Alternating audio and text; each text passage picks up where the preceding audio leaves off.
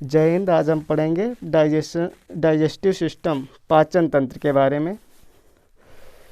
पाचन तंत्र में हम कौन कौन सी चीज़ें पढ़ेंगे, इसका कंटेंट क्या है वो देख लेते हैं। सबसे पहले इसमें हम पढ़ेंगे मुख गुहा। मुख गुहा के बाद में पढ़ेंगे अमाशय। अमाशय के बाद में छोटी आंत। छोटी आंत के बाद में बड़ी आंत, फिर गुदा, और उसके बाद में पढ़ेंगे लार ग्रंथियाँ, जठर ग्रंथियाँ, यकृत, अग्न्याशय, आंतरस।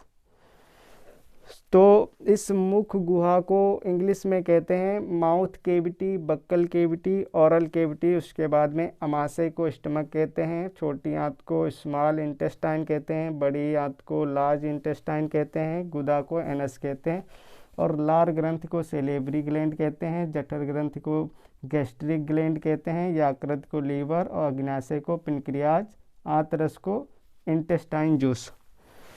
सबसे पहले ये देख लेते हैं मुख गुहा। गुहा का मतलब होता है खाली जगह। सबसे पहले मुख गुहा में भोजन को दांतों द्वारा चबाकर उसमें लार मिलाई जाती है। लार में एंजाइम पाए जाते हैं। इसके बाद में भोजन आता है ग्रास नली में। ग्रास नली में क्रमाकुंचन गति के कारण भोजन को आगे ढकेला जाता है। और इसके बाद में हम पढ़ेंगे अमाशय, स्टमक। अमाशय के 3 पार्ट होते हैं, ये डिटेल में अभी समझेंगे। और इसके बाद में पढ़ेंगे ये क्या कहते हैं, पिनक्रियाज। पिनक्रियाज के बाद में पढ़ेंगे लीवर, और लीवर के बाद में पित्राशय। इसके बाद में पढ़ेंगे छोटी आंत, और फिर बड़ी आंत। इसके बाद में गुदाद्वार। ये सारी चीज़ें पढ़ेंगे डिटेल में। तो आइए इसको स्टार्ट करते हैं। ये इसका बेसिक स्ट्रक्चर है। अब इसको आगे स्टार्ट करते हैं। मुख गुहा। मुख गुहा में हम देख लेते हैं। देखो, मुख गुहा को कह सकते हैं माउथ केविटी, बक्कल केविटी, या ओरल केविटी बोल सकते हैं, कोई दिक्कत नहीं। मुख गुहा में 3 जोड़ी लार ग्रंथियां पाई जाती हैं। पेरोडिड्स जो सबसे बड़ी होती है, उसके बाद में सबलिंगुअल, उसके बाद में सबमेंडिबुलर। पेरोटिड्स ये सांपों में जहर का काम करती है, और एक स्वस्थ मनुष्य में एक लगभग 1.5 लीटर लार प्रतिदिन निकलती है। ये जो 1.5 लीटर लार निकलती है, इनमें जो पाई जाते हैं लाइसोजाइम पाई जाती है। लाइसोजाइम ये जो होती है जीवाणुनाशी होती है। ये भोजन में जितने जीवाणु होते हैं उनको नष्ट करने का काम करती है। उसके बाद में दूसरा जो होता है टाइलिन और डाइस्टेज। दूसरा जो एंजाइम होता है टाइलिन और डाइस्टेज। टाइलिन और डाइस्टेज, इन दोनों का कार्य एक ही होता है, स्टार्च का पाचन करना। स्टार्च मतलब चोकर, भूसी, जो आटा छाना जाता है वो निकलती है ना, उसका पाचन करने में इन दोनों की भूमिका होती है। तो ये समझ लिया। ये जो टाइलिन और डाइस्टेज होते हैं, ये होते अलग अलग हैं, लेकिन फिलहाल इनका काम एक ही होता है, स्टार्च का पाचन करना, चोकर को पचाना। और चोकर रहना भी ज़रूरी है। यदि चोकर नहीं होगा तो खाना अच्छे से पचेगा नहीं। और चौथा जो होता है म्यूकस, इसको हम म्यूकस बोल सकते हैं। ये क्या करता है, भोजन को चिपचिपा बना देता है, जिससे भोजन निकलने में दिक्कत ना हो। ये जो म्यूकस होता है ये भोजन को चिपचिपा बना देता है, ताकि हम भोजन को आसानी से निगल सकें। तो ये मुख गुहा हुआ। अब इसके बाद में देखेंगे ग्रास नली। मुख गुहा के बाद में क्या देखेंगे, ग्रास नली।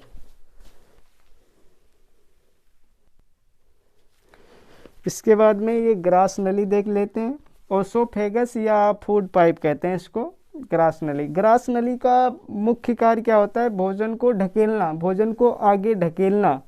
और इसमें एक कर्माकुंचन गति होती है, जिसके कारण भोजन अंदर की तरफ सकिल जाता है। अब ग्रास नली के बाद में हम पढ़ेंगे, अब हमने पढ़ लिया माउथ केविटी पढ़ लिया और ग्रास नली पढ़ लिया। अब इसके बाद में पढ़ेंगे स्टमक, अमाशय। इसके बाद में क्या पढ़ेंगे, अमाशय।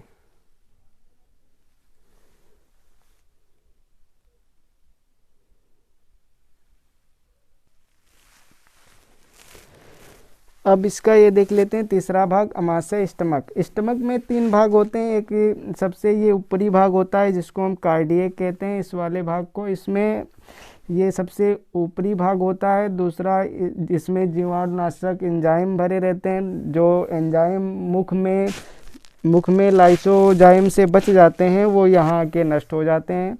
और ये भोजन को तोड़ने का काम करता है, बहुत छोटे छोटे बारीक टुकड़ों में तोड़ने का काम करता है।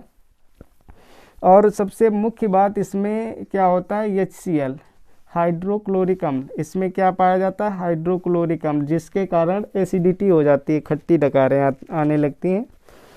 और इसका ये जो बीच वाला भाग होता है जिसको हम पंडिक कहते हैं, इसमें एक कांटेनुमा रूजी होती है, कांटेनुमा संरचना होती है जिसको रूजी बोलते हैं, रूजी।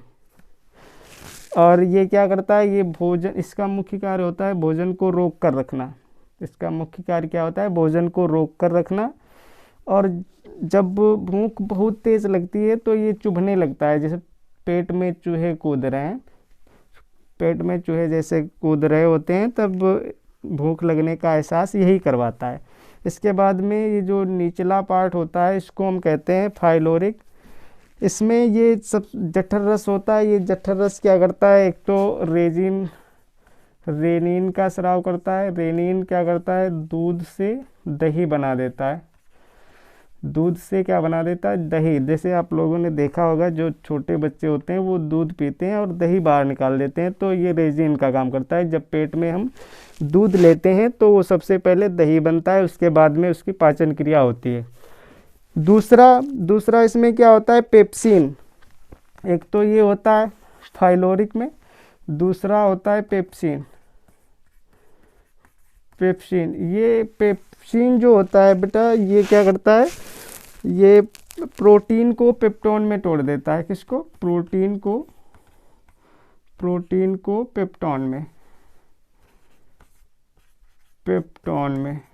प्रोटीन को किस में तोड़ देता है, पेप्टोन में। तो ये इसका अमाशय हो गया। इसके बाद में अमाशय के नीचे ये होता है अग्न्याशय, जिसे हम पेनक्रियाज बोलते हैं। अब अग्न्याशय के बारे में देखते हैं।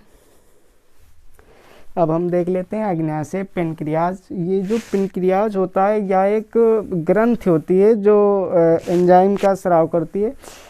इस ग्रंथि में पूर्ण पाचक एंजाइम स्रावित होते हैं। कैसे एंजाइम स्रावित होते हैं, पूर्ण पाचक। ओके, अब इस अग्न्याशय के बाद में अब हम ये देख लेते हैं लीवर। क्या देख लेते हैं, लीवर, यकृत। इसके बाद में हम देख लेते हैं लीवर। ये जो लीवर होता है, यकृत, ये भी एक ग्रंथ ही होती है। लीवर एक ग्रंथ होती है।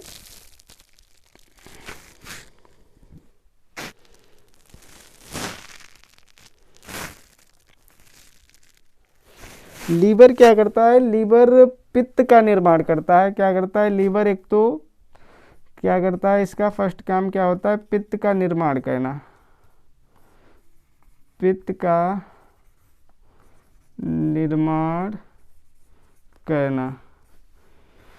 ये देख रहे हैं आप लोग, ये लीवर के जस्ट नीचे ये गाल ब्लेडर होता है, पित्राशय जिसे हम कहते हैं। ये पित्राशय, ये जो लीवर होता है, यकृत होती है, ये लीवर पित्त का निर्माण करके कहाँ भेज देता है, पित्राशय में। तो यहाँ पे अब हम पढ़ेंगे पित्राशय के बारे में। किसके बारे में, पित्ताशय के बारे में। पित्ताशय, गाल ब्लेडर इसको कहते हैं हम इंग्लिश में, गाल ब्लेडर। पित्ताशय में पढ़ते हैं। देखो बेटा, पित्ताशय में क्या होता है, पित्ताशय में सबसे पहले तो ये देख लेते हैं, पित्त स्टोर होते हैं, इसमें जमा होते हैं, जितने पित्त होते हैं वो जमा होते हैं। तो क्या कहेंगे, पित्त स्टोर। पित्त एक छोटी थैली नुमा संरचना होती है और इसका स्वाद बहुत कड़वा होता है। जैसे मुर्गे में देखा होगा, एक पित्त की झिल्ली होती है, यदि ये कट जाए तो पूरे मांस का स्वाद खराब हो जाता है, इसे ही पित्त कहते हैं। दूसरा बेटा, पित्त का पीएच मान, पित्त का पीएच मान 8 होता है। पीएच का फुल फॉर्म क्या होता है, पीएच का फुल फॉर्म होता है पावर ऑफ हाइड्रोजन, जैसे जल का पीएच मान, दूध का पीएच मान, शराब का पीएच मान, वैसे ही पित्त का पीएच मान कितना होता है? 8। पित्त का पीएच मान कितना होता है? 8। और ये इसका एक और मुख्य कार्य क्या होता है? भोजन को क्षारीय बनाना। क्षारीय बनाना, भोजन को क्षारीय बनाना। ओके, क्षारीय बनाना भोजन को। इसका और एक कार्य क्या होता है? भोजन को क्षारीय बनाना। अब थोड़ा देख लेते हैं। अब ये देख लेते हैं बेटा, पित्राशय। पित्राशय में एक तो पित्त स्टोर होते हैं, पित्त का पीएच मान 8 होता है। पित्त में वसा का पाचन होता है। पित्त में किसका पाचन होता है? वसा का पाचन होता है। और वह प्रक्रिया जिसमें वसा का पाचन होता है उसको हम क्या कहते हैं? एमल्सिफिकेशन।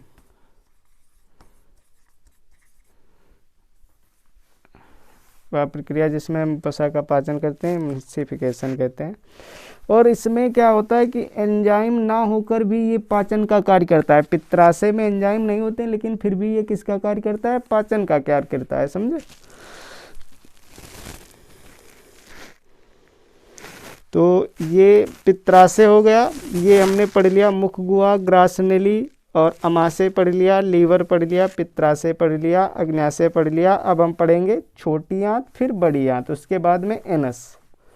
ओके,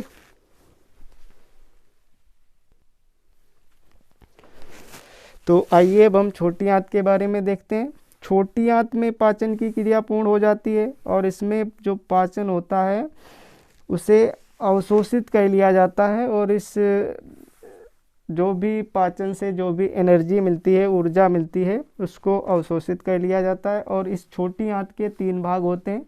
पहला भाग ड्यूडेनम होता है, दूसरा जेजुनम, तीसरा इलियम। इसमें पाचन और अवशोषण होता है। और आई होप ये छोटी आंत आपको समझ में आ गई होगी। अब छोटी आंत के बाद में हम देखेंगे बड़ी आंत को। ओके फ्रेंड्स, अब हम देखेंगे बड़ी आंत के बारे में। Large intestine. बड़ी आंत में जल का अवशोषण होता है, जल का पाचन नहीं होता है। जल का पाचन नहीं होता है, जल सीधे ऐसे ही अवशोषित कर लिया जाता है। तो बड़ी आंत में क्या होता है? जल का अवशोषण। एक तो क्वेश्चन ये बन सकता है कि जल का अवशोषण कहाँ होता है? तो जल का अवशोषण क्या होता है? बड़ी आंत में। बड़ी आंत के भाग जो होते हैं, एक असेंडिंग क्लोन, ऐसे बना के दिखा देता हूँ, अभी रुक जाओ 1 मिनट। ऐसे इसका कुछ आकार इस प्रकार से होता है।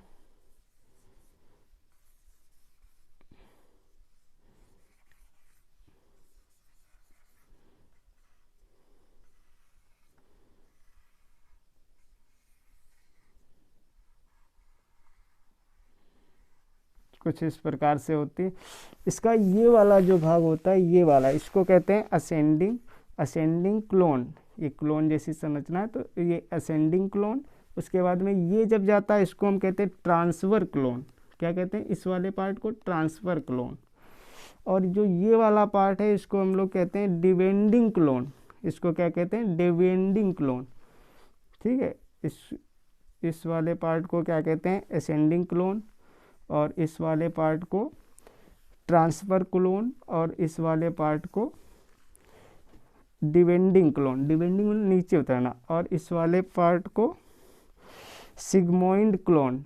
और ये वाला जो होता है पार्ट, इसको कहते हैं रिएक्टम। रेक्टम का मतलब इसको क्या कहते हैं? रेक्टम। रेक्टम मलाशय। मलाशय, इसको हम क्या कहते हैं? मलाशय। इसका क्या होता है? कभी कभी आंत का थोड़ा मांस बढ़ जाता है। जो मांस बढ़ने से एक बीमारी हो जाती है जिसे पाइल्स की बीमारी कहते हैं, आमतौर पे बवासीर। और इसका ऑपरेशन किया जाता है, तब यही बढ़े हुए मांस को काट कर निकाल दिया जाता है, तब ये ठीक हो जाती है। तो इसे मलाशय कहते हैं। यहीं से हम मलमूत्र का त्याग करते हैं। तो ये बड़ी आंत हो गई है। पाचन में जब भोजन को हम मुंह में पीसते हैं, चबलाते हैं, तब उसको बोलस कहते हैं। भोजन को जब दांतों में हम चबाते हैं, तब उस भोजन को क्या कहते हैं? बोलस। और बोलस से जब वो भोजन इसमें आ जाता है, अमाशय में, उसको कहते हैं काइन। क्या कहते हैं, काइन। जब उल्टी करते हैं जो, काइन। उसके बाद में जो लेट्रिन करते हैं उसको काइल कहते हैं, काइल। जब ये यहाँ पे आ जाता है एनस में तो उसको काइल कहते हैं। Bolus, chyme, chyle. तो ये कुछ इसके प्रकार हैं जो भोजन चेंज होता है। और इसके बाद में ये देख लेते हैं थोड़ा, लेट्रिन का जो रंग पीला होता है वो होता है बिलरुबिन के कारण। बिलरुबिन, लेट्रिन का पीला रंग किसके कारण होता है, बिलरुबिन के कारण। तो ये पाचन तंत्र हो गया। पाचन तंत्र का मुख्य कार्य क्या होता है, भोजन से ऊर्जा का निर्माण करना। और ओके फ्रेंड्स।